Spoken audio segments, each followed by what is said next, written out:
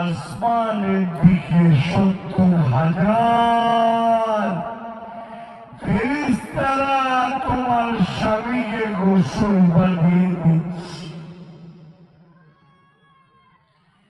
শহীদদের গোসল করানো হয় না, শহীদদের লাশ গোসল বানানো হয় না, শহীদদেরকে কোনো কাপড় পরানো হয় না।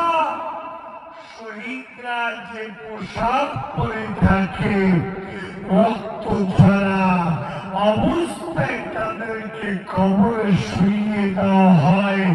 এক একটা কবরে এক নয়, দুই নয়, 7 জন, 5 জন, 6 জন, 3 জন করে লাশও দাফনিয়ে সেখানে ঢেকে দেওয়া হয়েছে।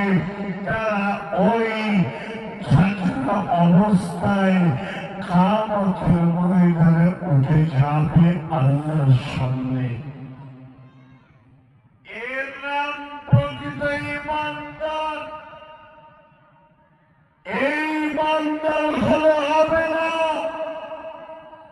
কেমন ঈমানদার আপনি আমি? সমাজের আজকে যে রূপরেখা, সমাজের যে আজকে যে দুরবস্থা, এই অবস্থার কারণে দায়ী কে?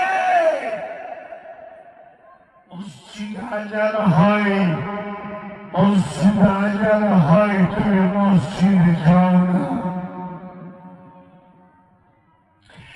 মসজিদ আজান হয়, তুমি যদি নামাজ না পড়ো, গোটা মসজিদ যদি বানিয়ে দাও, এরপর যদি তুমি নামাজ না পড়ো, বদলা আখিরাতে পাবে না, দুনিয়ায় পাবে। আল্লাহ রাসূল বলে দিয়েছেন, একজন মুসলমান যদি দান করে তার নেকি বা তার বদলা পাবে কোথায়?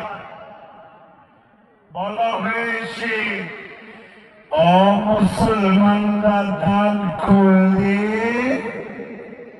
অমুসলমানরা উপকার করলে, অমুসলমানরা সাহায্য করলে তার বদলা পাবে দুনিয়াতে। কিন্তু মুসলমানরা আল্লাহর গোলামীরা